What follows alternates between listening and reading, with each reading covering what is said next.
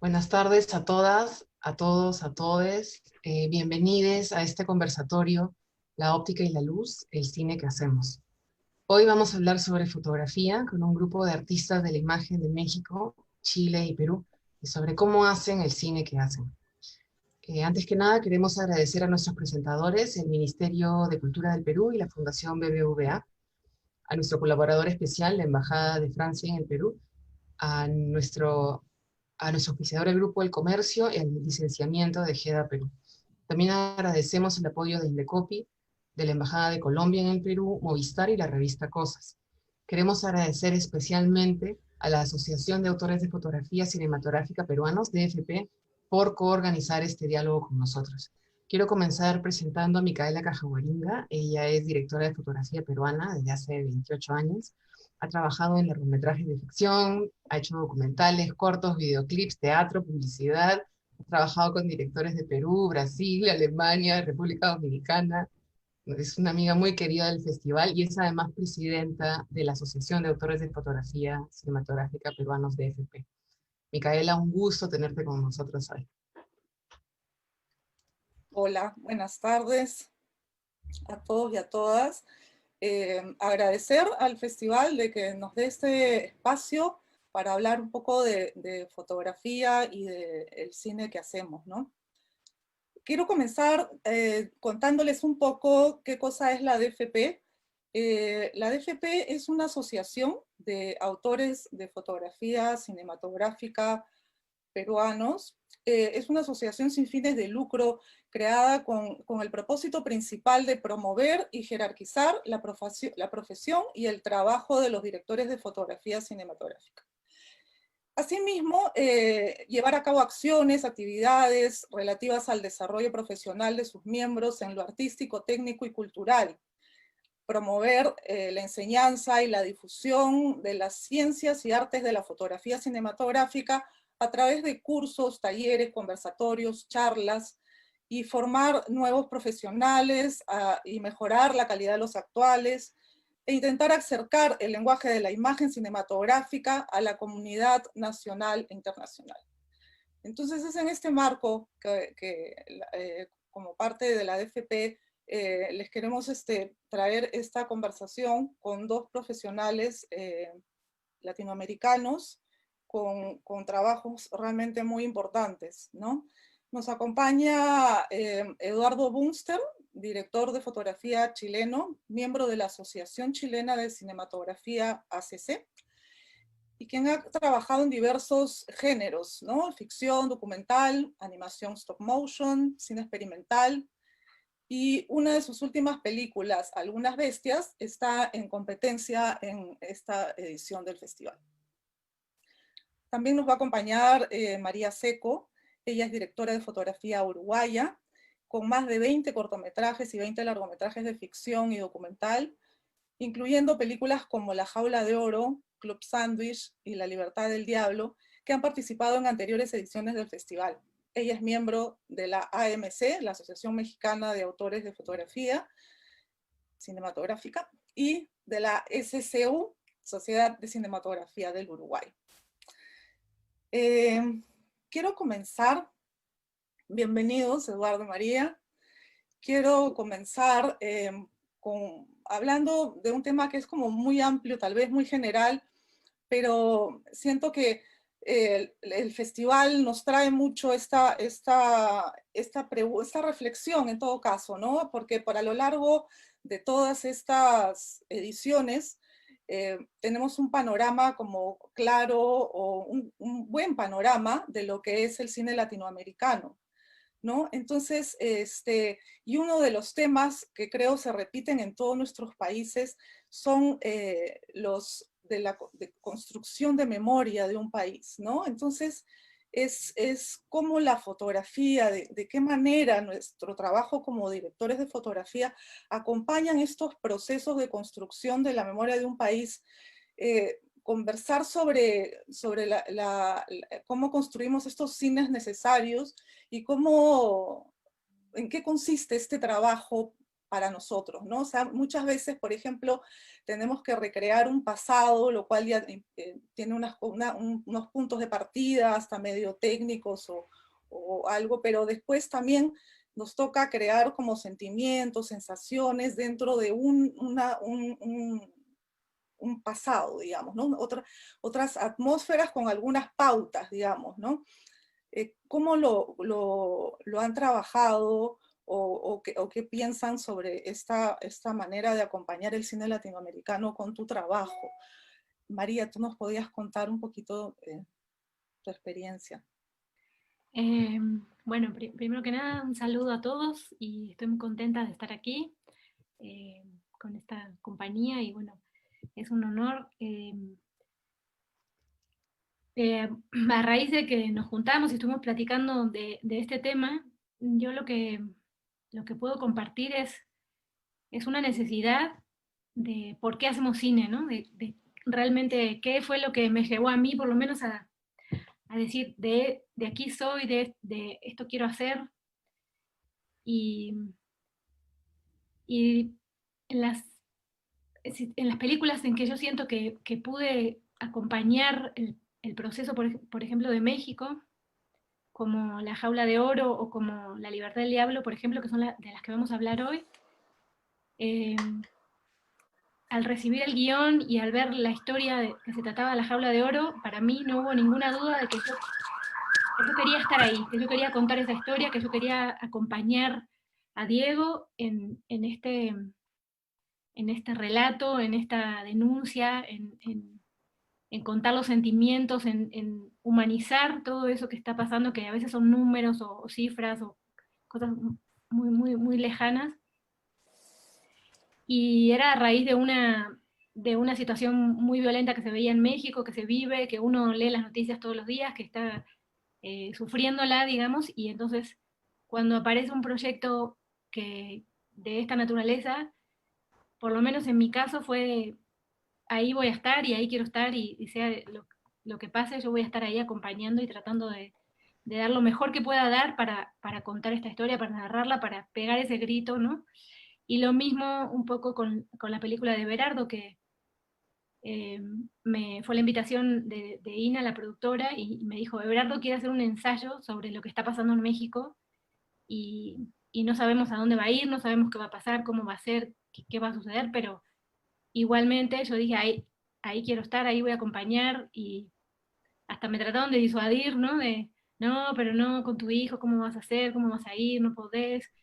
Y yo dije, bueno, de eso se trata, ¿no? Por eso estamos haciendo esto, si nosotros quizás no lleva a ningún lado, pero si podemos reflexionar, podemos hacer un testimonio histórico, porque todos esos testimonios que incluso algunos no salieron en la película, bueno, muchísimos no salieron en la película, es un testimonio de lo que está pasando en ese momento, de esas personas, y son cosas muy valiosas, ¿no? Y bueno, creo que de esa manera nosotros podemos acompañar como fotógrafos. Eduardo. Sí, bueno, yo también quería agradecer la invitación. Me siento muy honrado de estar aquí conversando con ustedes, con profesionales que admiro profundamente, como María, como Micaela. Saludo también a todas y a todos que están ahí escuchando, ¿no? Dándonos este espacio para reflexionar un poco a quienes muchas veces estamos detrás de cámara y que nuestro aporte es más silencioso. Eh, para mí, muy similar a lo que dice María, mi motivación tiene que ver con ser parte de un proceso reflexivo. Creo que yo entré al cine porque me interesaba cuestionarme la realidad en la que vivía y encontré en el cine un espacio donde uno puede construir, uno puede reflexionar sobre la realidad y puede construir posibilidades de otras realidades. O sea, la ficción incluso puede cambiar las posibilidades de futuro, la ficción puede generar una realidad distinta, porque cambia nuestra manera de pensar o la amplía, nos hace sensibles a otras miradas y otras experiencias de mundo. Y creo que en particular la cinematografía aporta desde el punto de vista, desde cuál es la relación de la cámara que observa con los personajes que está retratando, cómo uno mira al otro, a la otra, y eso se transmite de una manera más intangible, pero que tiene un impacto profundo en quien está observando esa película. Se transmite una cierta sensibilidad y uno puede transmitir una empatía o una distancia con lo que se está retratando. Hay un lenguaje ahí muy elocuente en la imagen. Creo que también uno, eligiendo los proyectos en los que se involucra, está está definiendo un camino y dándole existencia y posibilidad a las ideas que a uno le hacen sentido. Para ir, claro, lo que me realiza es participar de proyectos que creo que ayudan a construir o ayudan a crear posibilidades de un mundo más justo, un mundo mundo inclusivo en el que queremos vivir.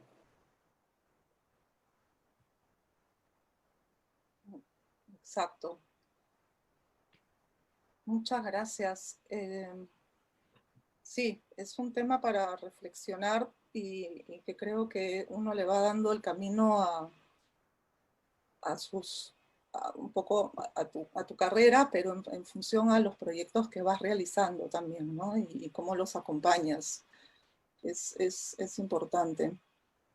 Me quiero ir a una segunda pregunta para hablar un poco más de lo nuestro, que es ¿cómo han encontrado ustedes sus propias maneras para plantear y llevar a cabo sus procesos de creación? ¿No? Sé que pueden ser como a veces de manera más artesanal, ¿no?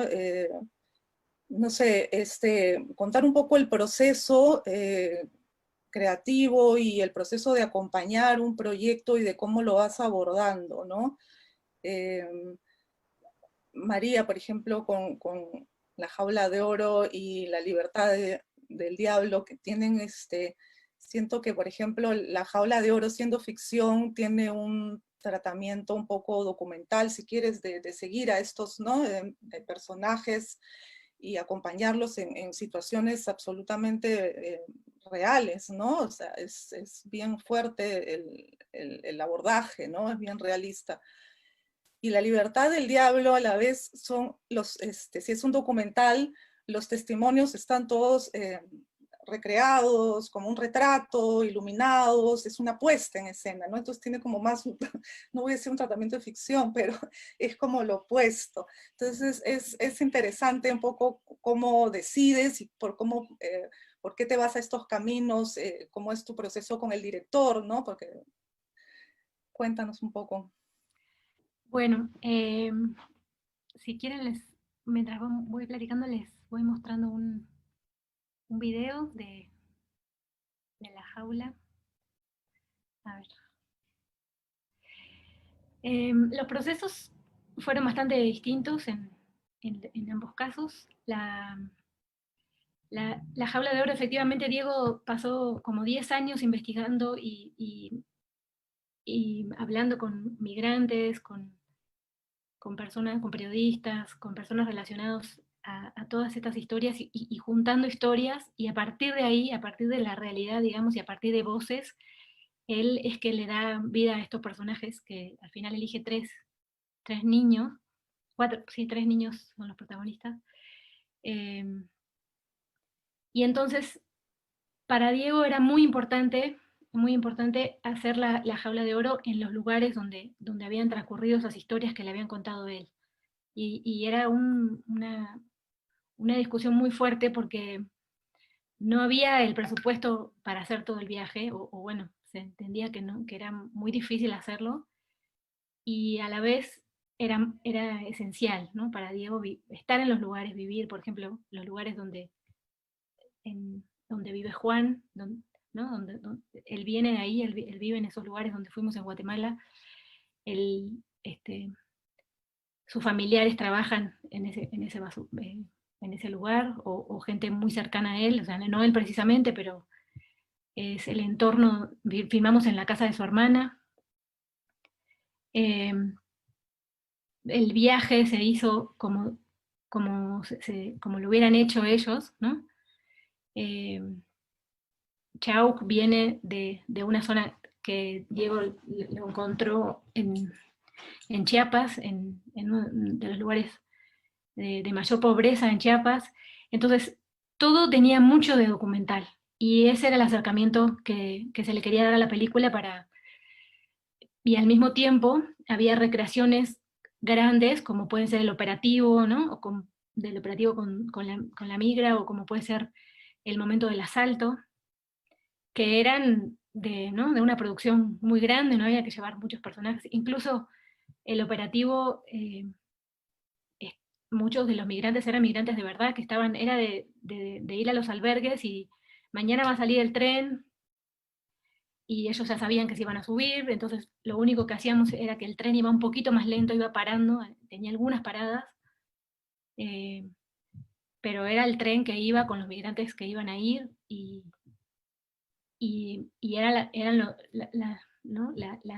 la policía que usualmente hace operativos, la que se encargó de hacer el operativo, ¿no? Solo que ese día no iban Entonces, para algunos migrantes realmente estaban corriendo porque era la policía de verdad, ¿no?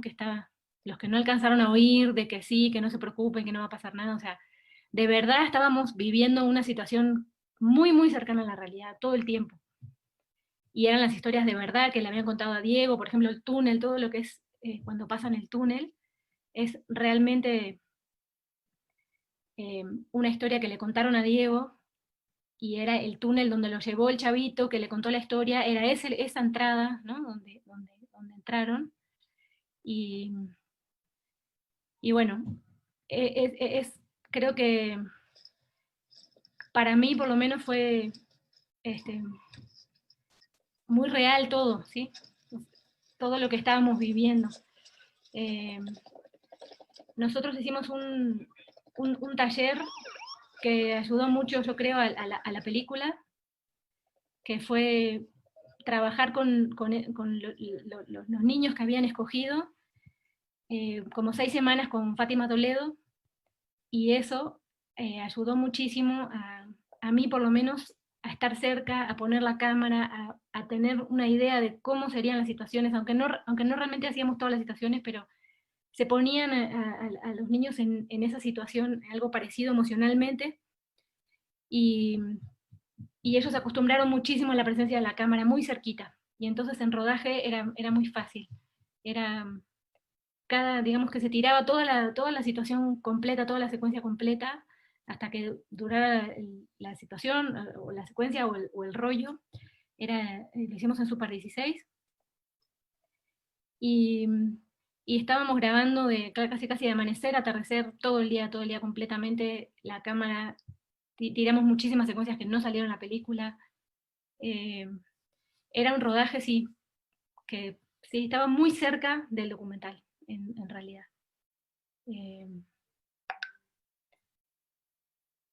No sé si quieren preguntar algo más de la jaula, o me paso al...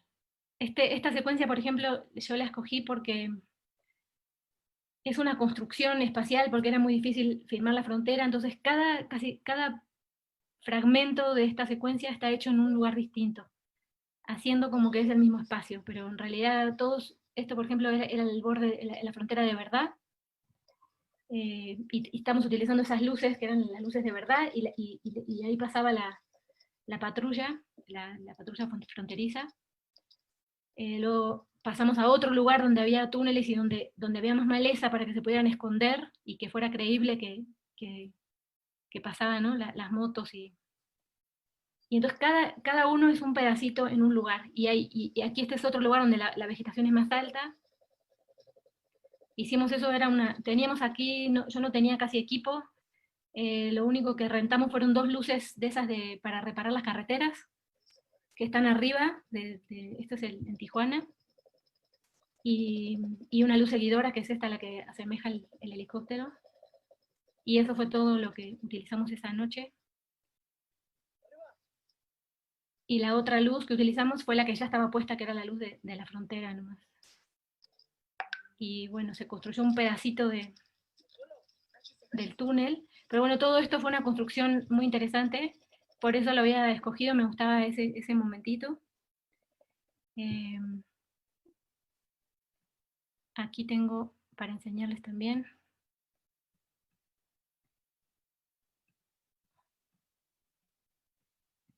Aquí pongo. Es un lindo trabajo el de la jaula, realmente, porque es como, y el trabajo de luz en esas escenas acompaña súper, es increíble, porque es casi todo con luz natural, ¿no? A lo largo de la película, Sí. y has trabajado con poco equipo de luz extra, ¿no? Poquito equipo teníamos porque fue una decisión, o sea, digamos que todo lo que podíamos lo usamos para hacer el viaje. Entonces realmente era muy poquito crew, muy poquito equipo, teníamos unos Kinos, un Joker y muy poca cosa más, sí. Esto, por ejemplo, era lo que les quería enseñar, es un poco las plantillas que hacíamos, un poco el shooting de los espacios, de los diferentes espacios. Cada uno de estos es una locación distinta. Acá está lo que les decía de la luz, que utilizábamos esas luces ya encendidas en la noche. Este es el momento de la vegetación, ¿no? Aquí podemos ver los diferentes planos. Este es el túnel por donde van a entrar. Y aquí es el túnel donde van a salir. Aquí construimos un pequeño túnel para que ya salieran como si estuvieran del otro lado, ¿no? Y bueno, aquí un poco para enseñarles los planitos que hacíamos, o todo lo habíamos hecho. Hicimos un scouting muy exhaustivo, y solamente de esta secuencia, por la complejidad que tenía, le hicimos el storyboard, nada más de esta secuencia.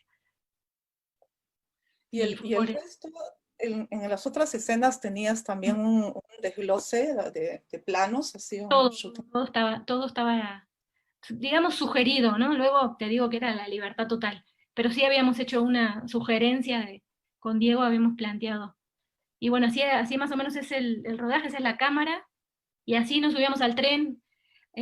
Cuando estábamos arriba de las tolvas, bueno, del tren, solo me ponían un pequeño cinturón con algunas soldaduras por las dudas de que nos fuéramos a caer, pero en realidad caminábamos libre, el tren no se mueve tan rápido. Habíamos pensado una cantidad de situaciones, digo, porque pensamos que era muy difícil y muy peligroso, y a la hora era muy sencillo. Y las primeras secuencias probamos con hi-hat. El primer día me acuerdo que pusimos un hi-hat y no se movía aquello muchísimo, entonces fue todo en mano, la cámara era muy estable y fue muy sencillo así como se ve. Entonces, ese era el crew, era un crew chico. Aquí se ve, por ejemplo, nos estaban ayudando había situaciones donde no llegaban las camionetas ni nada, teníamos que caminar muchísimo, ahí nos estaban ayudando una cantidad de personas, pero así era, de poca gente y casi con la luz natural, sí. Ahí les puse listo. Sí, muchas veces los equipos pequeños dan ciertas libertades, ¿no? De tomar decisiones más rápidas, de poder ser más flexible. Sí, moverse, dislocarse más rápido, ¿no? Así es. ¿Y ahí trabajaste en Super 16, María? En Super 16, sí. 500T, todo día y noche, siempre 500T. Para no ver de que nos quedamos en la mitad del camino ¿no? Se nos acababa una emulsión, Claro. mejor dijimos todo 500 y ahí con NDs y sobreexpusimos como 2 o 3 pasos todo el día. Sí. Creo que tenía una corrección de 81F, no le puse 85. Y ya, eso. ¿Y la sobreexposición era por un tema de grano, para tener un grano más fino? Sí, y para no tener tanto ND, o sea, también. Hicimos unas Ya, pruebas y funcionó bastante bien, entonces aguantaba bien. aguantaba, digamos, sí. Era una teoría que traía Diego de la AFI, donde él estudió, me decía, no, tú le pones el Claro. asa al negativo. Sí. Pero bueno, va, sí. Hicimos pruebas, funcionaba, y para mí era más fácil no tener tanto ND. Claro. Y también para el transfer, ¿no? Después creo, era bueno sobreponer. Sí, ayuda. Igual quedó mucho grano, ¿no? Pero bueno, también le ayudaba a la historia eso. Sí. Sí. ¿Cuántas semanas de rodaje fueron? 5, creo, fue poco. Sí, sí, Wow. fue un viaje así muy cansado para todo el crew, fue así realmente exhaustivo. Era de 14 horas en hoja de llamado, más terminabas el llamado y viajabas, ¿no? A la siguiente ciudad. O sea, realmente estábamos haciendo todos el viaje. Los niños por primera vez, nosotros también. Digo, nosotros ya lo habíamos hecho, pero estábamos todos viajando, conociendo los lugares, y te daba la sensación de que yo no quería parar de filmar. O sea, no quería soltar la cámara, todo me parecía. De hecho, terminaba el llamado y estaban los niños haciendo cosas y yo seguía así, sí, no podíamos parar. Qué hermoso. Porque era la última, ¿no? Era el último y el único día que estábamos en ese lugar, ¿no? Entonces, sí. Sí, qué bonito. Sí, Cuando estás súper conectado en un proyecto es como que todo lo ves eso y necesitas filmar todo lo que no está en el guión también, ¿no? sí, sí, sí. No, y todo lo que pasaba, porque también eran situaciones, por ejemplo, empezaba a llover, y entonces hay pequeñas secuencias en el guión, generalmente sin diálogos, que pasaron, ¿no? Que estaban sucediendo y que las impulsó Diego, bueno, vamos a seguir esto que ya está pasando, ¿no? Y otras que están muy, como les digo, ¿no? Muy este, Muy estructuradas. marcadas. Sí. Es un lindo trabajo. Muy lindo, sí, la verdad que.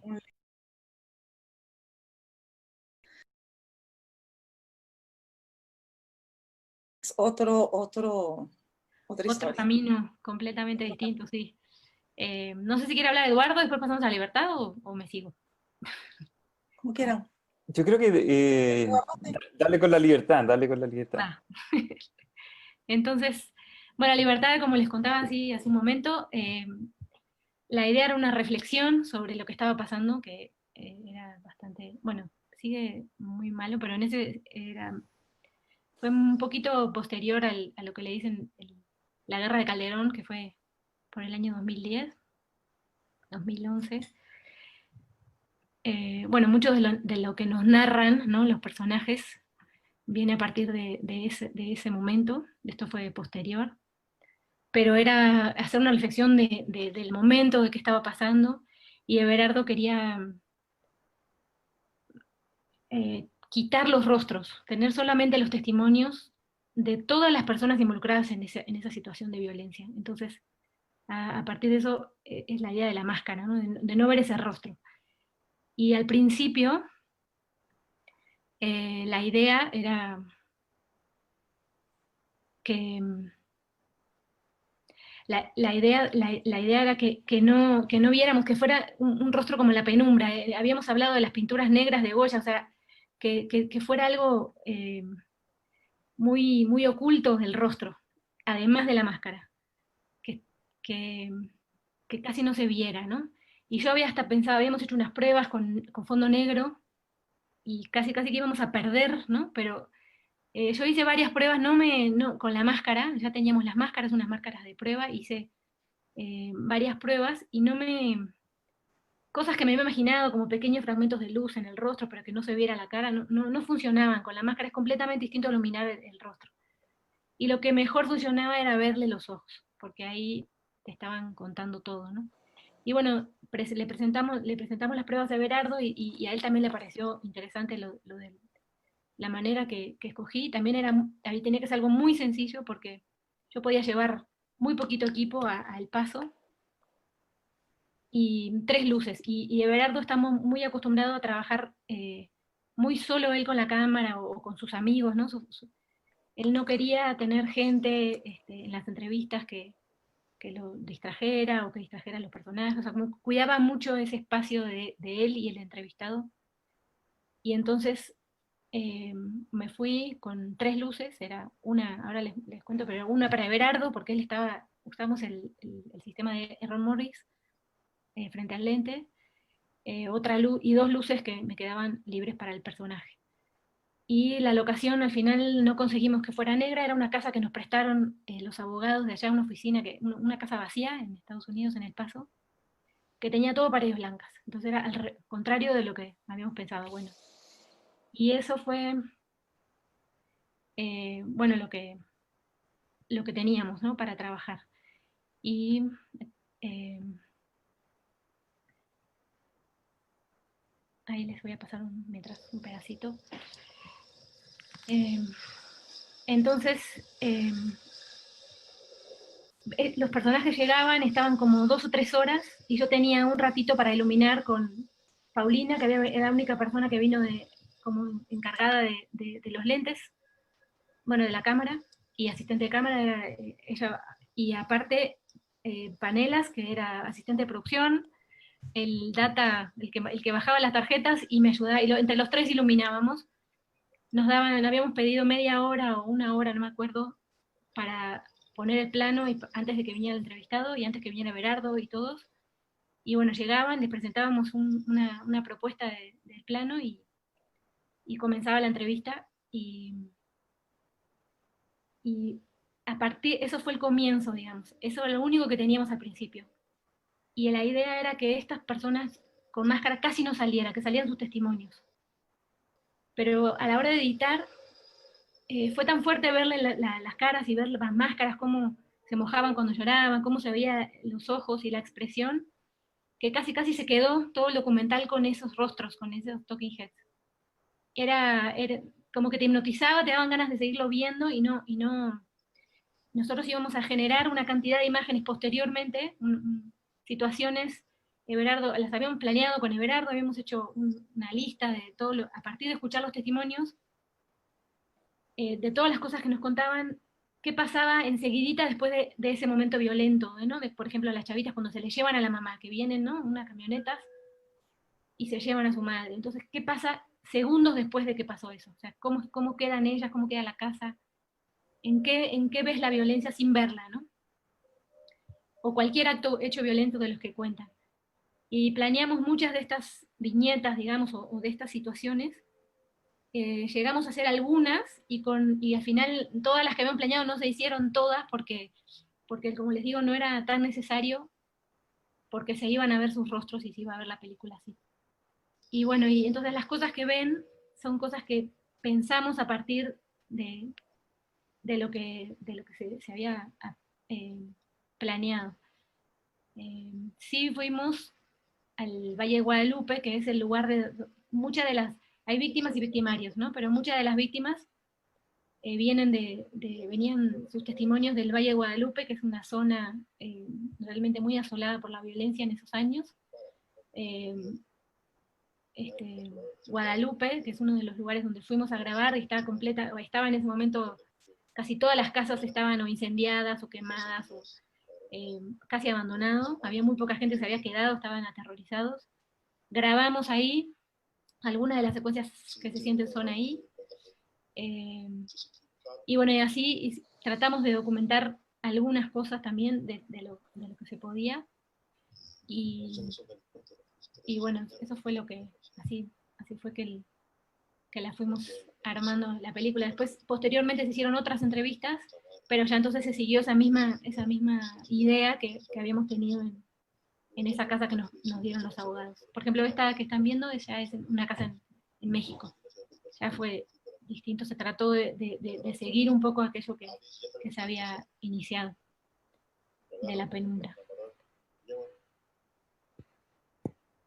Y si quieren les enseño rápidamente el de Errol Morris.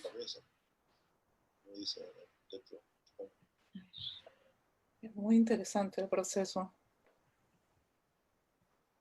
Sí, como que uno a veces tiene unas ideas y luego no. ¿Cómo llegaron a eso, no?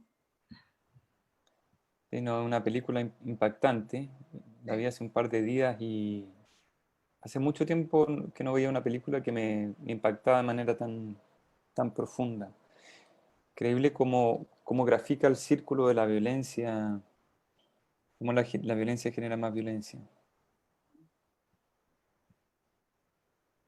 Este es lo que le poníamos enfrente al lente para que las personas miraran directo al lente y sintiera uno que le están hablando directamente, ¿no?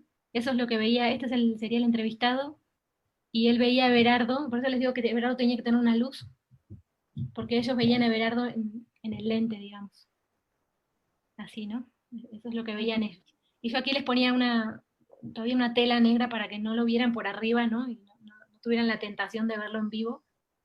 Y y teníamos un Zoom Cook viejito, muy grande, incómodo, pero la verdad que con muchísima textura, a mí me gustaba muchísimo, y fue ese el lente que escogimos finalmente. Sí, Eso la le imagen da es una suavidad belleza. también, le da esa suavidad. Ujú. Realmente muy bella la película. A mí me impactó desde el contenido y también del lenguaje que se escogió.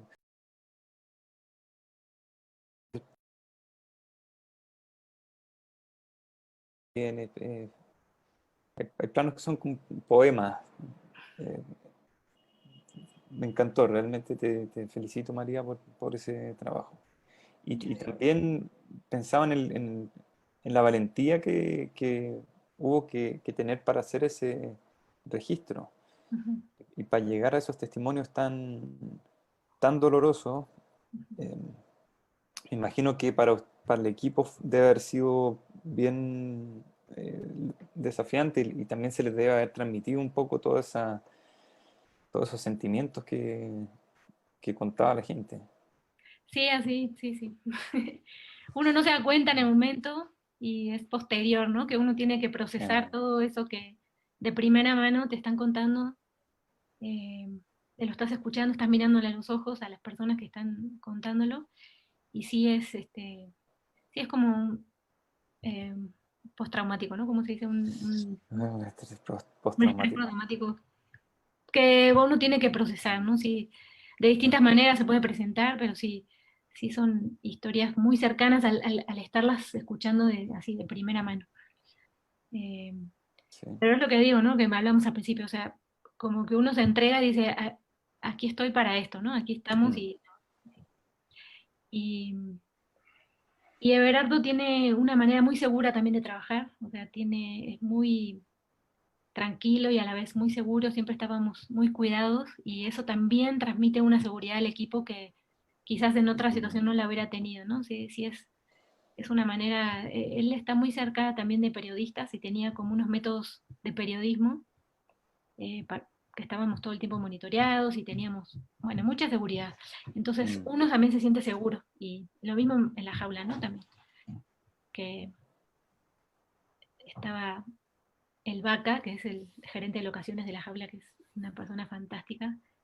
Y yo estaba en las dos películas el Vaca, y yo con el Vaca voy a la China y sé que no me va a pasar nada. Él se hace amigo de todo el mundo, o sea, te da una seguridad así tranquila. Entonces, justo estaba en las dos películas, sí. Oye, María, te quería hacer una pregunta más técnica de La Libertad del Diablo. Me fijé mucho en la luz en los ojos de los personajes y que a veces decidías poner la luz principal un poquito más arriba, en diagonal, y a veces la ocupabas desde abajo en algunos personajes. Sí, es un rebote, en realidad. Era la misma dinámica, tenía una luz que venía como de Baxito y pegaba en el rebote, y ese el rebote es el que le da la luz a los ojos. Y Y, más o menos, te digo y- que éramos Paulina, Panelas y yo poniendo las luces. Y en México sí estaba Paquito, ahí sí estaba mi gaffer, sí, sí pudo venir. Ya de verdad estaba más tranquilo, ya confiaba más en nosotros, pero al principio sí no me dejaban llevar a nadie. Y sí, es un rebote, es un unicel chiquitito que está enfrente de ellos. Y a veces estaba más abajo, a veces más arriba. pero ahí decidiste, ¿por qué algunos personajes los iluminaban desde abajo y otros desde arriba? ¿Te acuerdas si tenía que ver con el rol que tenían ellos dentro del relato o era más bien No, de más ellos bien era decidiendo? así como si fuera masa. Pero en general trataba de que estuviera, sí, enfrente de ellos, aquí abajo, el de los ojos, porque era por la máscara, ¿eh? O sea, la máscara cambia muchísimo la manera que uno ilumina. O sea, uno creería que puede ser un Rembrandt, ¿te das cuenta? No, no queda, o sea, no se ve. Es distinta la máscara, muy distinta. Entonces, si no lo ponía ahí, no se veía. Supongo que algunos igual había, ¿no? Que en México tuve situaciones de más día, o sea, que tenía más entradas y, y tenía un poquito más de equipo en México, entonces igual me sofistiqué más, pero en general venía de acá, sí, para que pudiera ver los ojos. Sí, Me encantó la iluminación, muy gracias. muy, muy linda. Muy sencilla, pero Sí, muy elocuente. Sí, muy bonito. Eduardo, ¿nos Mi quieres turno. hablar? Sí, háblanos de tus Perfecto. experiencias. Sí, yo les voy a compartir un poquito de un par de películas. Primero les voy a hablar de Alguna Bestia, que es la película que mencionaron que está participando del Festival de Lima, que es una película bien particular por la metodología de trabajo. El director Jorge tiene una formación de actor y tiene una relación con el elenco que es muy profunda y muy particular. Él trabaja, ensaya desde... No ensaya en base a un guión establecido, con diálogo, sino que hay un guión que establece cierta escena de cambiar. Él construye personajes.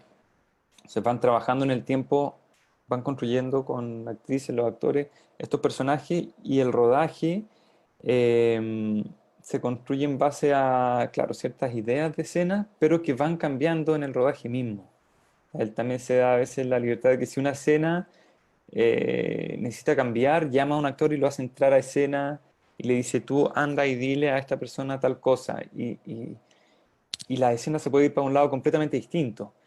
Entonces es una metodología de improvisación que no solo involucra al elenco, sino que también al equipo técnico, que tiene que tener esa flexibilidad y esa atención para poder reaccionar y conectarse y improvisar junto con el elenco en esa escena. Y muchas veces em, las escenas se hacen una sola vez, una o dos veces. Entonces también está esa necesidad de ser súper certero.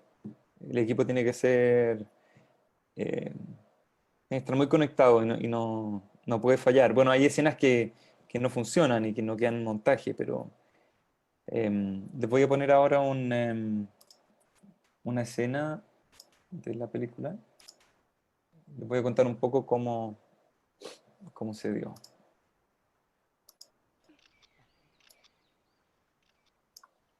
Bueno, esta película trata de una familia que queda atrapada en una isla y de a poco empiezan a surgir las tensiones que estaban ahí subyacentes. Y en esta escena nosotros ya sabíamos que a una cierta hora era el atardecer en el mirador de la isla y lo llevamos allá y partieron tomándose una fotografía y luego se empezaron a aparecer las tensiones, las pequeñas rencillas, el humor con doble sentido.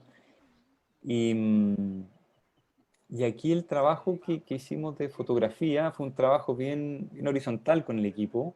La cámara estaba en un Steadicam, yo estaba conectado con el Steadicam con una radio y íbamos tratando de leer la escena y decidiendo en qué momento mover la cámara. Por ejemplo, aquí Palí García, que es esta actriz, de pronto se ensimismó y ahí supimos que la cámara tenía que acercarse a ella y con esa mirada yo tomé a Dani, que es el Steadicam, y no es con esa mirada, es un poquito después, vámonos para acá cuando ya vemos que algo más va pasando. Y un poco el lenguaje se fue construyendo en base a lo que estaba ocurriendo ahí en escena, que ni los mismos actores y actrices sabían qué lo que iba a hacer. Y eso le dio a a la película una cosa muy viva, una frescura que es difícil de lograr cuando hay una puesta en escena muy rígida o muy ensayada.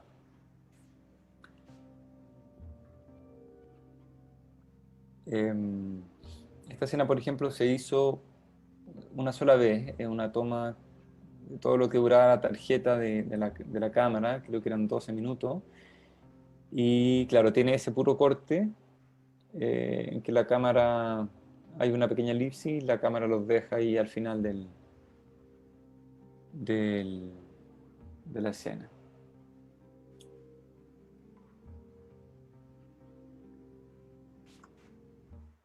Entonces, para mí esta película fue bien significativa porque fue para mí primera vez que me enfrentaba a un sistema de trabajo de, de estas características, en que no existía la posibilidad de controlarlo todo. En general, uno tiene su tiempo para iluminar y hay un ensayo con el elenco para saber hacia dónde se van a mover, para saber cómo cubres esa escena con tu iluminación, más o menos cómo va a mover la cámara. Pero esta era una invitación, un poco un salto al vacío, que en un primer momento para mí fue, me dio un poco de miedo, pero ya una vez que lo empezamos a poner en práctica me resultó fascinante. Em, Esta metodología tiene que ver con, bueno, con las intenciones del director de lograr un cine muy vivo y la improvisación, pero también tiene que ver con la escasez de recursos. Muchas veces en Chile me imagino en Latinoamérica el conseguir los recursos para las películas es muy difícil y uno tiene que buscar maneras de sacarlas adelante igual. Entonces, en este caso, nosotros contábamos con una isla que increíblemente nos prestaron durante 8 días y un elenco de lujo y un equipo pequeño y teníamos, eso es lo que teníamos. Entonces, el rodaje terminó siendo una serie de escenas largas eh, con este baile, esta coreografía entre el elenco y el equipo técnico, buscando, buscando la película y dándonos la libertad de ir cambiando y de ir reaccionando momento a momento. Esta película se grabó en el sur de Chile, en otoño, en una época donde el clima cambia, tú puedes tener las 4 estaciones del año en un día, realmente está lloviendo, luego sale el sol, luego sale el viento y hace mucho frío. Entonces íbamos reaccionando de acuerdo a lo que el día nos iba entregando. Si de repente salía un sol increíble en un sector de la isla, nos íbamos para allá y poníamos y armábamos una escena en ese lugar. Em, entonces, para mí fue descubrir una nueva manera de hacer las cosas y de participar de una manera súper presente en la realización. Em, no apoyándome tanto en el trabajo de preproducción, sino que en estar muy sensible a lo que ocurría ahí y también de trabajar de una manera súper horizontal con el equipo. Em, Porque las decisiones de cada cual, de quien hacía foco, del Steadicam, de los eléctricos, los mismos sonidistas, tenían que ser en el momento y em, tenían que ser muy certeras. Y, y no había tiempo para discutirla. Entonces había que entrar en una sintonía mental en que todo el equipo funcionaba a la par. Y si bien no funciona para todas las escenas, porque a veces los actores se separan y la cámara queda nadando en cualquier parte, fuimos encontrando un diálogo, una comunicación silenciosa entre elenco y equipo técnico que fue bien reveladora. Esa es la primera película.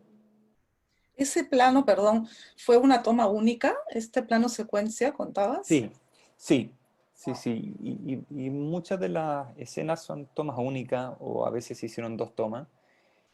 El trabajo previo que habíamos hecho fue de ir a conocer la isla antes.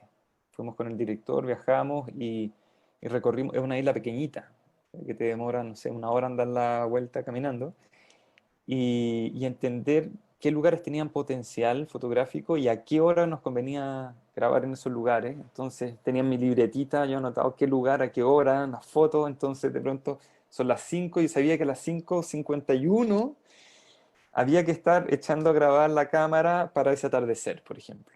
Entonces teníamos que salir a las 5:40 de la casa caminando con el elenco y no podías fallar. O sea, te largabas hasta que la tarjeta que duraba, creo que la tarjeta duraba 14 minutos, o la más grande que teníamos.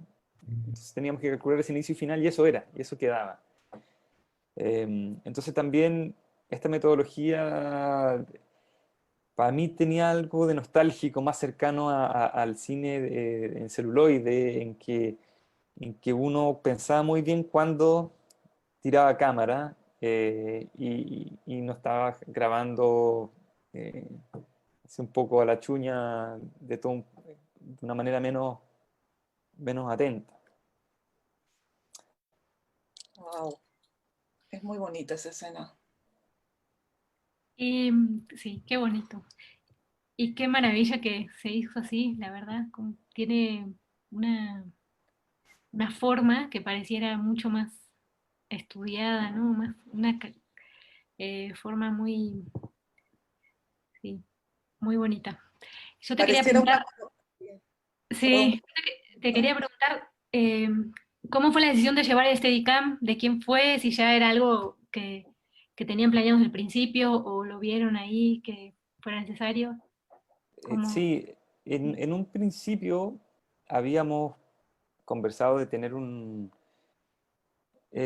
tres lenguajes dentro de la película. Uno que era la cámara fija, más como un cuadro vivo, que la película tiene varios de estos, como más teatrales, como un cuadro vivo donde los personajes se mueven en distintos valores de plano.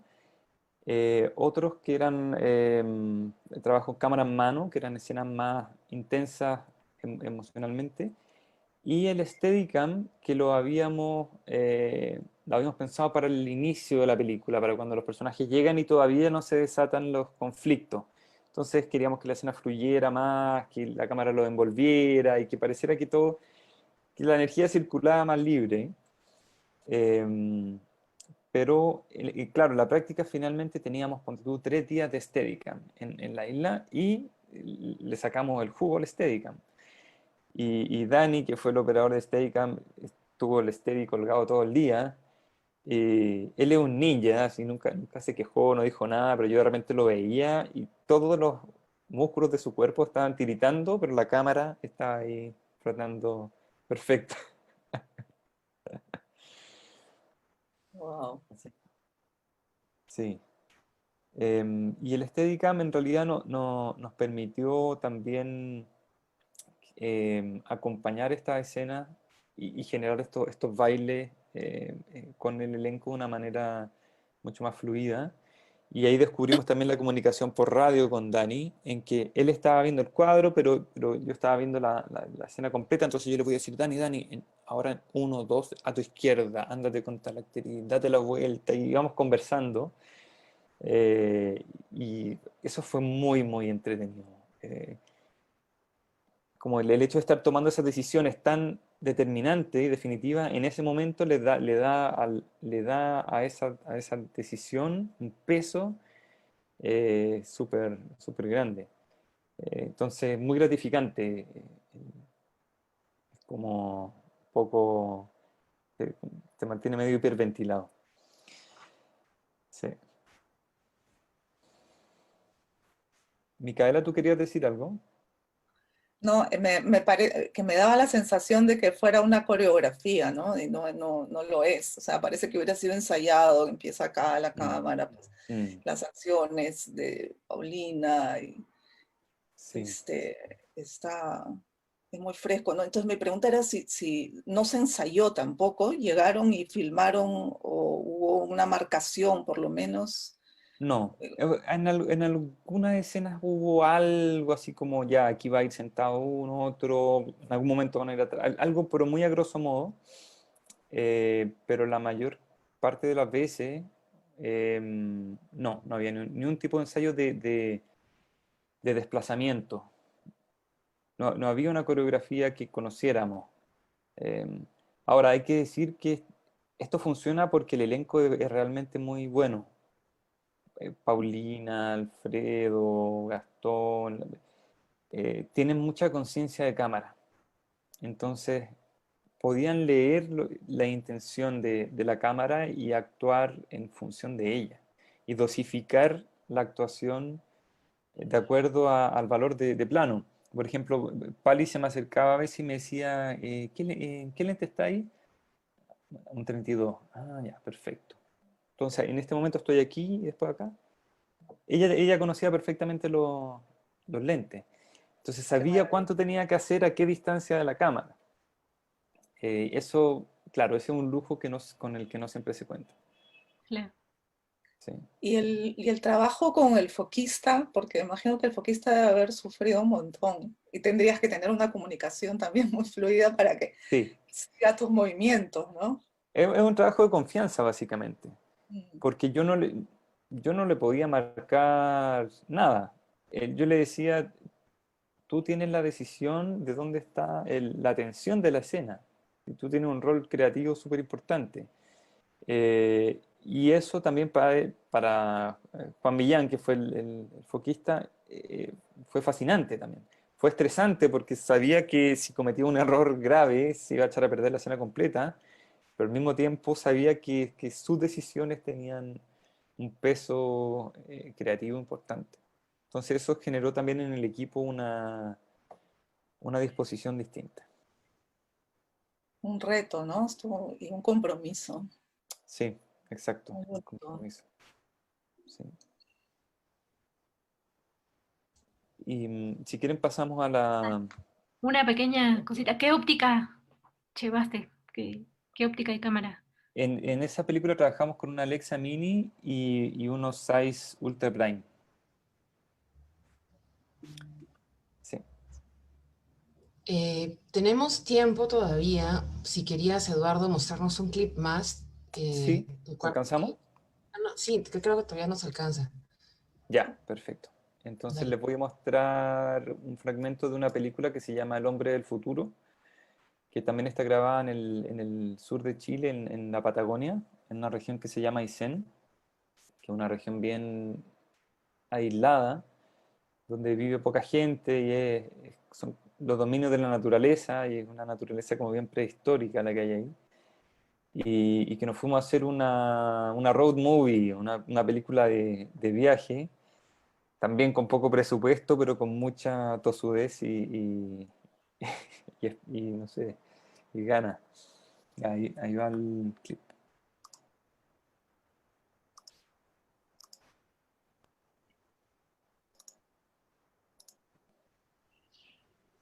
Es una película que retrata la relación de Michelsen, que es este hombre, con su hija, Elena. Él es un camionero que está enfermo y que abandonó a su hija cuando ella era muy pequeña. Y en este hace su último viaje en camión y es un viaje en el que busca redimirse y busca reencontrarse con su hija. Son personajes bien solitarios que no saben comunicarse y, y esta película, a diferencia de algunas bestias que es más realista, esta película se abordó desde un punto de vista más psicológico y, claro, no tan realista. Buscábamos más bien retratar las emociones de los personajes y su- sus sentimientos, su psicología. Em, entonces, en esta película fuimos con unos lentes bien particulares, armamos como un Frankenstein de óptica que tenía como 10 partes y tenía un lente esférico, después un lente anamórfico, una serie de filtros de dioptría que nos, que nos permitían ir jugando con la textura, con la cantidad de luz que inundaba la imagen, como para generar la sensación de un recuerdo distante, de algo más onírico.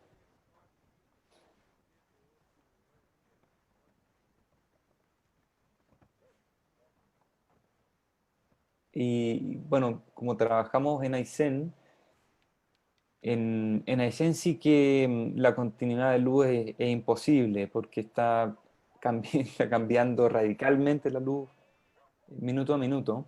Entonces lo trabajamos más bien con planos largos, no siempre planos secuencia, pero planos más largos que nos permitían incorporar esos cambios de luz en la escena.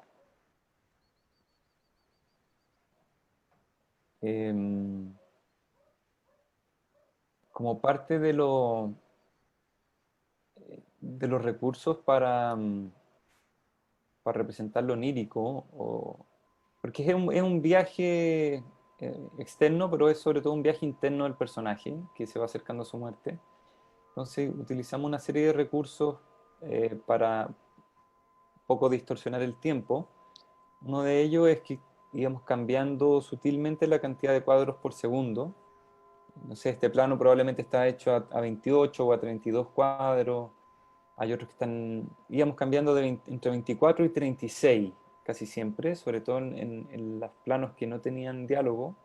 Cuando queríamos estirar un poco el tiempo, le poníamos más cuadros por segundo a la cámara. Cuando queríamos algo más cercano al tiempo real, volvíamos más hacia 24. Y también hicimos uso de, por ejemplo, esta escena está grabada con una lupa, delante de este sistema óptico. Yo tenía una lupa grande en mi mano con la que podía incorporar, se fijan aquí como en los bordes de cuadros, ciertos reflejos que había de las ventanas y también girar el plano de la imagen, ir dándole un poco de ángulo al plano de la imagen para que hubiera desenfoques dentro del mismo plano de la imagen, como por ejemplo aquí. Eh, y tratar de entrar o representar un poco lo que era el espacio interno del personaje.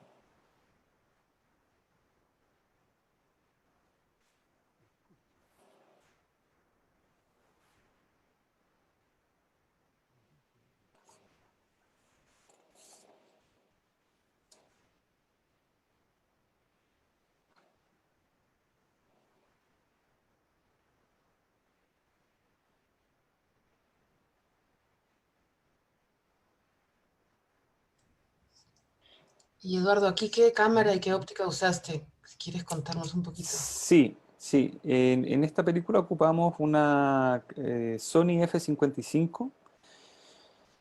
Como en una película en un camión, queríamos una cámara que tuviera un obturador global para que no tuviéramos problemas de gelatina y que nos permitiera adaptarle este Frankenstein óptico que les voy a mostrar una imagen después para que se hagan una idea. Y los lentes eran lentes de foto ruso con un lente anamórfico alemán que se llama Iskorama, y eso con una dioptría toquina adelante y algunos filtros después.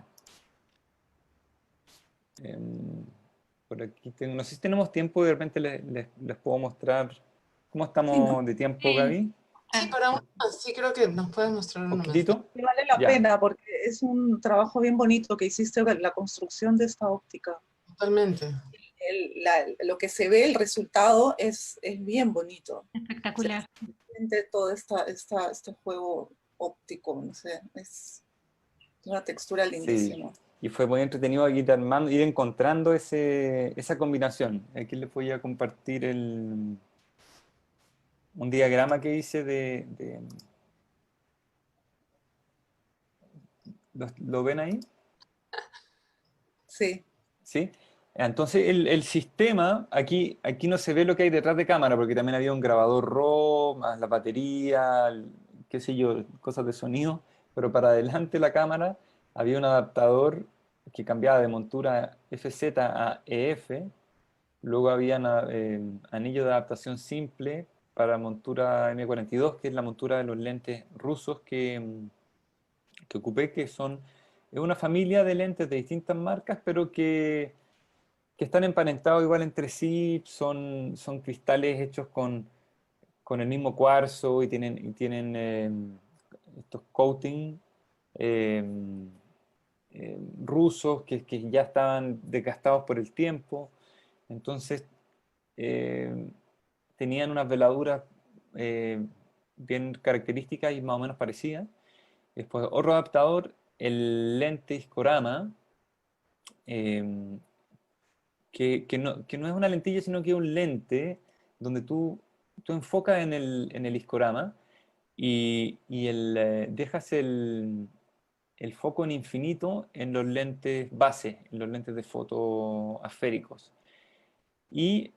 Pero esto tenía una dificultad, que este lente tenía un foco mínimo de 2 metros. Entonces cuando querías hacer un primer plano, incluso un plano medio, tenías que trabajar con dioptría. Entonces trabajábamos con unas dioptrías bien ligeras que son unas toquinas ATX que tienen desde 0,4 hacia arriba. Y sobre eso trabajábamos con filtros de difusión para tener incluso un poco más de textura en las luces altas y finalmente los filtros ND. Entonces la cámara terminaba viéndose una cosa así al final. Era un Frankenstein bien desparpajado, pero con bastante personalidad. Una maravilla. ¿Y cómo llegaron ahí? ¿Qué empezaron ¿Cómo a llegamos a eso? probar? Sí, lo que pasa es que con el director, con Felipe, nos conocemos hace muchos, muchos años y hemos hecho muchos proyectos juntos. Y yo siempre he coleccionado lentes. Mi rollo es la óptica, los lentes curiosos. Entonces tenía este lente anamórfico y no tenía los lentes rusos todavía, tenía uno solo. Entonces, haciendo pruebas, hicimos un teaser y en principio lo hicimos con lentes Nikon y el anamórfico. Bueno, también tiene que ver con la economía, ¿no? No podíamos pagar lente anamórfico y queríamos hacer una película en anamórfico, ya nos habíamos convencido de que eso le iba a dar este tema más surreal a la imagen, entonces decidimos construirlo con lo que teníamos a mano. Y Felipe siempre me empuja a ir un poco más allá, es alguien que te motiva y entonces es un súper buen director para los que hacemos cinematografía porque te invita a arriesgarte. Qué genial cuando en un proyecto te permiten arriesgarte. Sí, Sí, qué regalo. sí. Hay muchas preguntas del público, no preguntas, comentarios positivos. Dicen esto no ha sido un diálogo, ha sido una clase de maestra. Les agradecen mucho a Eduardo y a María por compartir sus secretos y pero sobre todo una mirada, ¿no? De con pocas cosas, cómo llego a contar la historia que queremos contar. Yo tengo una pregunta que hacerles y de ahí paso, por favor, invito también a todos los que nos están escuchando a aprovechar estos minutos para escribir sus preguntas. Pero hay una pregunta que creo que es importante hacerla y la conversamos también antes y es, sabemos que dentro de la industria del cine mundial y también latinoamericana hay cargos detrás de cámaras muy masculinizados y otros cargos muy feminizados. Es una historia muy larga de por qué es así, pero es así. Y tal vez la dirección de foto es uno de los cargos más masculinizados, ¿no? Este espacio alrededor de la cámara está históricamente dominado o habitado por hombres. Entonces, quisiera que nos cuenten, Micaela, Eduardo, María, qué se está haciendo en sus países, en sus gremios, para cambiar este rol y para poder integrar más a las mujeres, a las disidencias, en fin, para trabajar de una manera diferente, como se ha hecho antes. Mica, si quieres comenzar tú. Ok, gracias. Vale la pena la pregunta necesaria porque creo que sí afortunadamente estamos viviendo un momento de cambio, pero infelizmente hablando de fotografía, somos muy pocas las mujeres fotógrafas, ¿no? Y el caso de Perú se repite en todos los países de América Latina y del mundo, ¿no? O sea, en Francia ocurre lo mismo, en Alemania, y desde México, en Chile, en fin. Entonces, pero se están tomando iniciativas, ¿no? Entonces, nosotros a través de la FELAF es la federación que reúne a todas las asociaciones de de cinefotografía en Latinoamérica. Y hemos creado una comisión de género y se está trabajando en paralelo con todos los países. Entonces, en la DFP hemos creado una comisión de género que no lo había hasta ahora, y paralelamente yo también he creado un grupo de chicas. He juntado, porque un poco el objetivo y la pregunta, digamos, el cuestionamiento que tenemos es qué podemos hacer para que hayan más fotógrafas mujeres, ¿no? Más directoras de fotografía mujeres, y cómo las incorporamos en las asociaciones. Entonces, acá en Perú la formación es muy limitada, no hay formación de especialización. Entonces he creado este grupo un poco para impulsar a chicas a que se vayan formando y vayan entrando un poco más y vayan teniendo más presencia en el departamento de fotografía, ¿no? Hasta llegar a su fotografía. A su vez, en la ADFP estamos también tratando de fomentar, de que inviten siempre chicas a trabajar en su equipo de cámara, ¿no? Que creo que esto es importante, también darles la oportunidad, porque son como dos cosas, ¿no? Falta formación y falta oportunidad. Entonces, es un poco este empuje que queremos dar, y estoy trabajando con este grupo de chicas, dándole esos impulsos y tratando de fomentar y la formación, y a la vez también con los DFPs para crear este vínculo, ¿no? Esta responsabilidad, y a través de la Comisión de Género creo que vamos a fomentar tanto paridad como oportunidad, ¿no? Y un espacio para ellas. Eduardo, ¿tú quisieras, o María, no sé quién quisiera? Eduardo, tal vez quisieras contarnos un poquito qué se está haciendo en Chile. Sí, claro, sí. O sea, yo quisiera partir diciendo que es una realidad y como bien decía Gaby, en esta área es una de las más masculinizadas históricamente, y había mucha dificultad para que mujeres y disidencias tengan acceso a esta área y a los roles de cabeza de equipo, o sea, de que puedan hacer la cinematografía, no solo la asistencia. Por suerte, eso está cambiando. Ya era hora que sea una discusión central, que ahora lo estemos conversando y que se empiecen a implementar medidas concretas lo antes posible para que eso cambie. Nosotros en la ACC, que es la Asociación Chilena de Cinematografía, somos más o menos 50 personas, de las cuales, bueno, ahora está cambiando, en los últimos días ha cambiado bastante, pero si te digo, hace 2 meses de 50 personas habían 2 mujeres. Eh, Nuestra Mm. presidenta es mujer, la Maura, pero imagínate, el porcentaje absurdo. Entonces existía la noción de que habían pocas mujeres en la dirección de fotografía, pero lo cierto es que no era así. Existía no es una agrupación, pero existía un grupo WhatsApp que congregaba a 45 mujeres directoras de fotografía y que estaban súper organizadas y que estaban haciendo cosas, que no tenían tanto acceso a los proyectos más grandes, Mm. pero que sí tenían todo el talento, la formación, la capacidad, las ganas eh, de hacerlo. Entonces, lo que nosotros hemos hecho hasta ahora,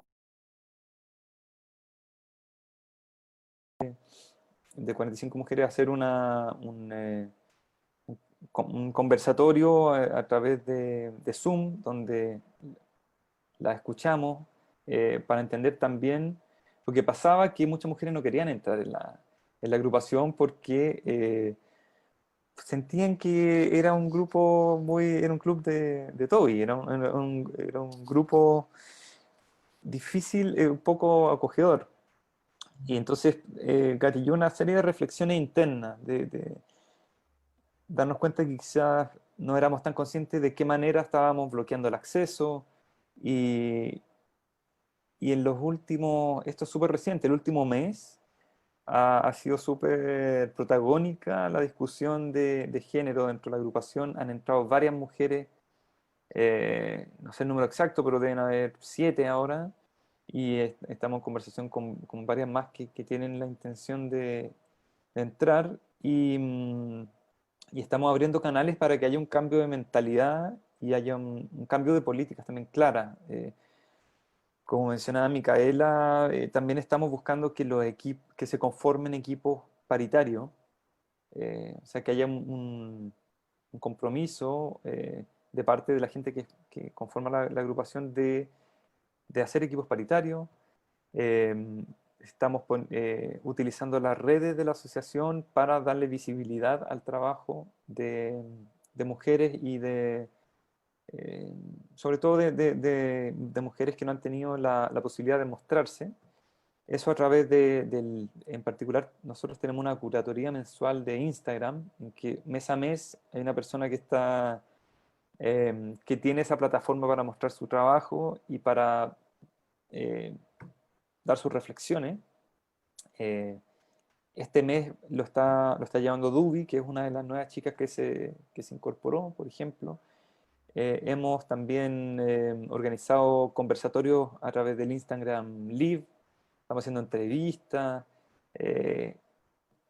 Hay un boom del tema en este momento y es reciente, pero llegó con fuerza. Yo creo claro, si una cosa nos hemos dado cuenta en el último tiempo es que el mundo puede cambiar muy rápido. O sea, si de repente se descubre un virus y toda nuestra vida cambia y estamos encerrados 5 meses, ¿cómo nos vamos a ser capaces de cambiar con algo mucho más esencial para el buen vivir y la convivencia de todos quienes conformamos la especie humana?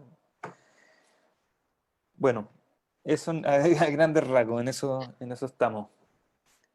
Gracias, Eduardo. María, cuéntanos qué están haciendo allá en los En lares. México, mira, igual pasó, la CELAF fue jalón de orejas a todas las asociaciones, hay que hacer una comisión. Aquí tenemos una asociación exclusivamente de mujeres que se llama Apertura, de la cual soy miembro, y aparte está la MC, que es mixta, pero hay un porcentaje más o menos de 96 hombres y 7 mujeres, algo así. Y bueno, en el último mes también, o mes y medio, 2 meses, nos hemos organizado y soy parte también de la Comisión de Género de la MC. Estamos haciendo algunos talleres para los miembros de la MC. Estamos planeando un protocolo contra el hostigamiento y el acoso en general para que los miembros de la MC lo lleven a todos sus llamados, estamos haciendo un proyecto de mentorías, estamos haciendo una base de datos con todas las mujeres que están vinculadas al departamento de fotografía, con la experiencia, con teléfonos donde se puede preguntar sobre sus referencias para que puedan ser invitadas a trabajar. Y bueno, yo siento, a mi manera de ver, que desde que llegué a México, yo llegué a México en el año 2000 a estudiar en el CCC, y desde que llegué hasta ahora ha cambiado muchísimo y cada vez, yo doy clase también en las escuelas y cada vez veo más estudiantes fotógrafas en las 3 escuelas donde doy clase. No son muchísimas, pero son muchas y son muy buenas. O sea, yo veo mucha calidad, mucha seguridad en eso. O sea, veo otra actitud que lo que pasaba cuando nosotros entramos, que era, ay, no te van a hacer caso, o no, no sé qué. Yo la verdad creo que estoy un poco de acuerdo con Lucrecia Martel y con Helen Curas, que las he escuchado hablar sobre el tema y dicen, ojalá no estuviéramos hablando de esto. Ojalá no tuviéramos que hablar de esto porque se trata de seres humanos y no de género, porque en realidad no puedes encasillar a todas las mujeres como son iguales o son de una manera, sino sería extraordinario que no fuera un tema, pero es un tema y es muy importante y por eso está bueno hablarlo y visibilizarlo y toda esta revolución que está pasando, yo creo, en muchos de los países de Latinoamérica. Fue impresionante la respuesta que tuvimos en la MC de todos los socios, cómo todos están apoyando esto, quieren que entren muchas más mujeres, van a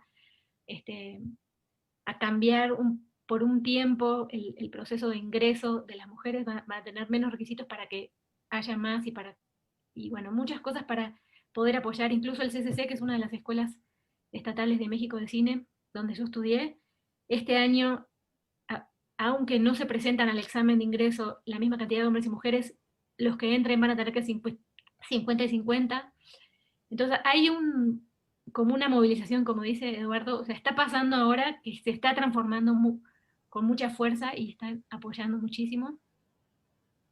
Y bueno, yo creo que ojalá en unos años no tengamos que hablar de eso, sino de personas y seres humanos y fotógrafos, fotógrafes, eh, por su trabajo, por su talento, por su sensibilidad única y no por su género.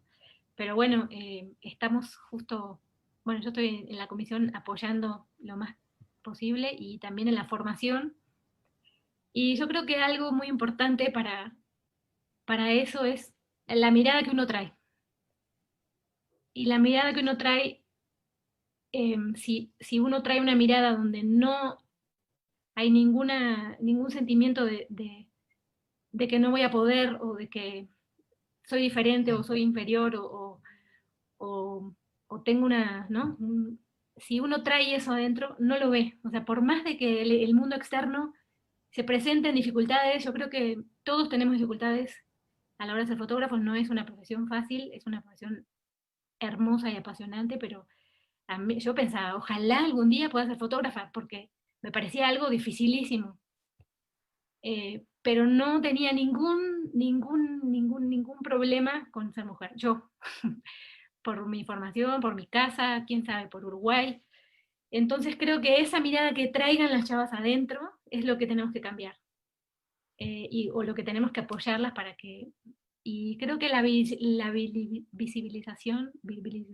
de ver mujeres, ¿no? Trabajando, ver... que es un punto muy fuerte para esa mirada interna que traiga cada una, ¿no? Y que no vea, el día que tenga un problema por cualquier cosa, no sea un problema porque soy mujer, sino porque la persona que tienes enfrente es incapaz, ¿no? Quizás, o sea, si el staff no te va a hacer caso porque eres mujer, yo nunca pensé que era porque era mujer, sino pensé, ay, qué lástima, este señor no quiere trabajar, mejor vamos a traer otra persona que quiera trabajar, ¿no? O sea, nunca me lo planteé es porque soy mujer, sino eh, eh, es incompetente el personaje que está enfrente o no, ¿no? O sea, pero creo que es esa mirada la que tenemos que contagiar para que realmente no sea algo que tengamos que hablar. Y bueno, eso. Y yo veo con Yo, mucha esperanza y mucha confianza de que se está, en las generaciones que vienen, se está logrando. Y ya no hay tanto esa cosa tan lejana la fotografía para las mujeres. Por lo menos lo que yo siento aquí en las escuelas de México. Sí. había unas imágenes que tú Sí. tenías sobre tus rodajes, hablando de que además La Jaula de Oro fue un rodaje accidentado, difícil, arriesgado, valiente, todo eso que hemos visto. Una zona muy cercana a las zonas más conflictivas, el borde entre Estados Unidos y México. Entonces me parecía interesante que compartas esas imágenes también, que no se han visto de mujeres, Bueno, aquí sus puse unas que me pareció para el tema que ese sí es un tema más difícil, que es la maternidad y la cámara. Ese sí es un poco más incompatible. Entonces justo puse algunas como para hacerlo más cotidiano, más normal, en donde yo sé que no es así, que mis hijos me acompañan a todo el rodaje ni nada por el estilo, pero sí tengo 2 hijos y trato de incluirlos lo más que pueda en mi vida, porque así es, ¿no? Así es la vida de uno y así es el rodaje. Y siempre me preguntaba cuando estaba estudiando cómo iba a ser, ¿no? Si se podía, si era posible, si tenía que cortar una cosa y seguir con la otra. Y bueno, y aquí les puse algunas, mira, acá está el más chiquito. Digo, no siempre se puede llevar, hay situaciones y cosas que uno elige también y va por eso. Eh, Aquí está Félix, es el más grande que estaba más chiquito ahí, me acompañó a unos documentales. Aquí estamos en un proyecto que hicimos con Paz Fábrega el verano pasado, todavía no sale esa película, pero fue una película, Paz es la directora, es una directora costarricense, y estaba con su hijo Mati, y yo llevé a los 2 míos, hicimos un rodaje supuestamente muy amigable con la maternidad, y bueno, tenían muchísimo más chance de ir al set. Aquí, por ejemplo, en estos running shots me acompañó Félix, que es mi hijo más grande, estaba ya extrañándome, y se vino toda la tarde, se quedó ahí en la camioneta conmigo, y me decía, pero ¿estás incómodo? Se quedó, no le importó, después dormí una siesta, y ahí estábamos. Que a uno le puede parecer imposible, ¿no? En un running shot que te acompañe nadie porque no entra nada, ahí estaba, se hizo rulito y nos acompañó, y bueno, era para compartirles un poquito de eso. Quién sabe sea algo que se pueda implementar, ¿no? Más adelante, o sea, cuando todo esto se retome, digamos, el cine independiente vuelva a trabajar de una forma de incluir guarderías, de no Sí, excluir la crianza, los asumir procesos de... que la crianza no es de una sola persona que se queda en la casa, sino que es más comunitaria, ¿no? Sí, eso sería lo ideal para mí, en mis reflexiones de la maternidad o el trabajo, sí, pero sí. Es que sí, pues es parte de la discusión, porque para poder incluir a las mujeres no solo puedes incluir solteras, también tienes que incluir... Exactamente, sí, sí. Y luego, es lo que hablabas de la masculinización, ¿no? Yo pensaba hoy también que se acercaba la charla, pero yo de estudiante me identifiqué muchísimo con fotógrafos como, yo me acuerdo que escuchaba, veía todas las pruebas que había hecho Rodrigo Prieto para Amores Perros que estaban ahí en el Churubusco, al ladito de la escuela, y estaban todas las pruebas de Silver Retain, y yo me identificaba mucho con ellos, digo, obviamente son unos maestros, ¿no? Pero yo decía, bueno, yo quiero ser como ellos. O sea, no había, en ese momento no había tanto internet, Instagram, que pudieras tener tanta información de todas las fotógrafas. O sea, yo la verdad que no conocía tantas. También con Beto Casillas, que era un fotógrafo que yo trabajaba de segundo asistente de dirección, pero trabajaba mucho con él, el director, y un fotógrafo muy amable, muy tranquilo, muy suave. Entonces, para mí era una manera de identificarme con esa manera de ser fotógrafo, ¿no? Muy tranquilo, creo que sí, que no encontré la necesidad de hacerlo completamente masculino, ¿no? Así como de transformarme, sino de que podía ser como yo era y hacerlo. Y creo que eso es un alivio, ¿no? Y una tranquilidad también, o sea, no hay que transformarse en algo que uno no es. Sí. Bueno. Mica, si quieres, vamos cerrando, porque ya estamos sobre la hora, ¿te parece? Ok. Pues porque nos podemos quedar acá horas. Bueno, sí, hay mucho para conversar todavía de todo nuestro trabajo y todo lo que nos compromete. Quiero agradecer muchísimo la presencia de ustedes.